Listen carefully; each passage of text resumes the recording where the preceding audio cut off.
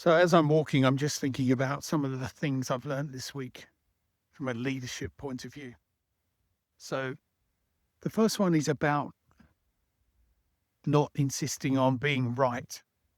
So a situation arose where one of my team had produced a piece of work and I didn't really agree with the way that it had come out.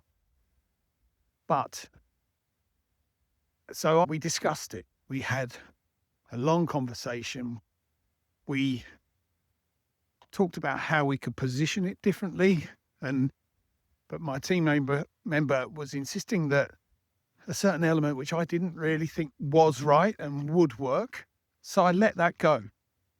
We got the thing positioned in the way that I thought was right. And I said, okay, go ahead with what you think. And as it turned out, when it was presented to the other people in our business for whom it was important, it did work. And he was right. So it was really important that I didn't dig my heels in and that I trusted the guy's intuition and the fact that he'd been working on the thing in a detailed way.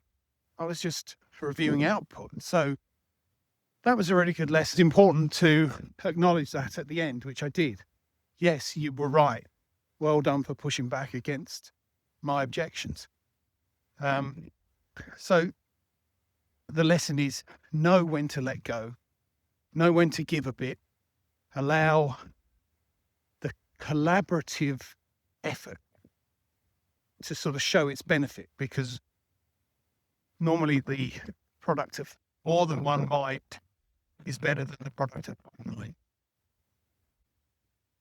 Another lesson that I've learned this week, or I've had reinforced, I guess, by interactions this week, is about dropping into the coaching moment. And I have written about this recently.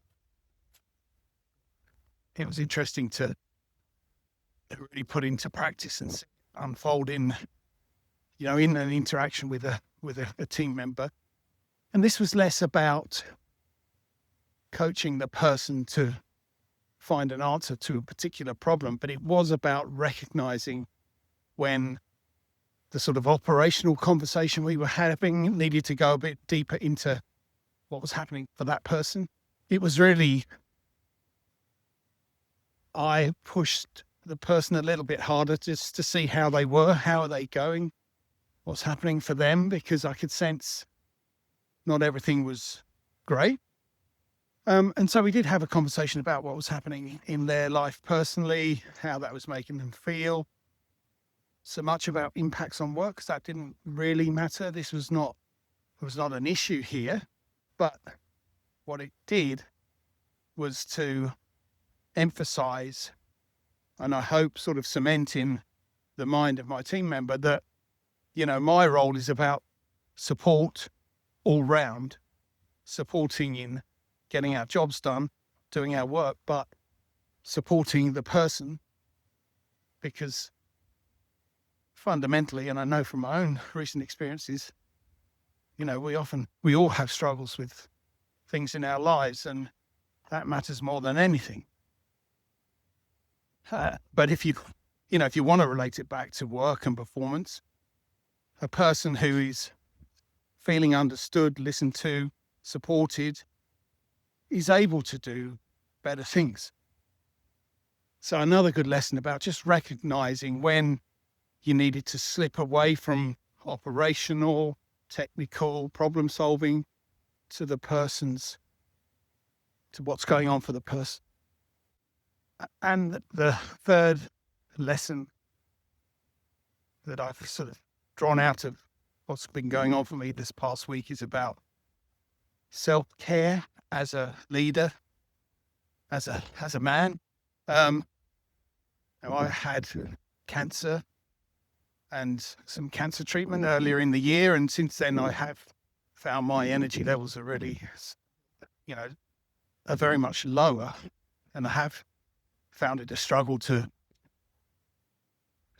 do what I need to do at work. But I've managed to do that. But I've found it hard to know how to deal with that. But I did this week take a conscious effort to start to work through what can I do. I've made an appointment to see a support worker about the cancer. I've done what I know always works for me, but doesn't mean I always do it. And that is to do some mindfulness meditation. If you haven't done that, I recommend you to look into that if you're struggling with levels of stress or a sense of overwhelm with what you're doing. It really is a way that, for me at least, works to kind of re-ground me, to lower my levels of stress and, in my case, sort of anxieties around your health and so forth, because it's ultimately about accepting where you are now, being in the moment, not being judgmental about what's happening to you, but just living with what is, and thereby reducing the kind of cognitive impact that the present and the future can have on you. It's a practice.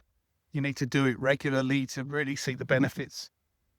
But I don't know why it's taken me so long, but reminded myself of that and getting back into that as a way of helping me with my life and my leadership responsibilities and all of my responsibilities.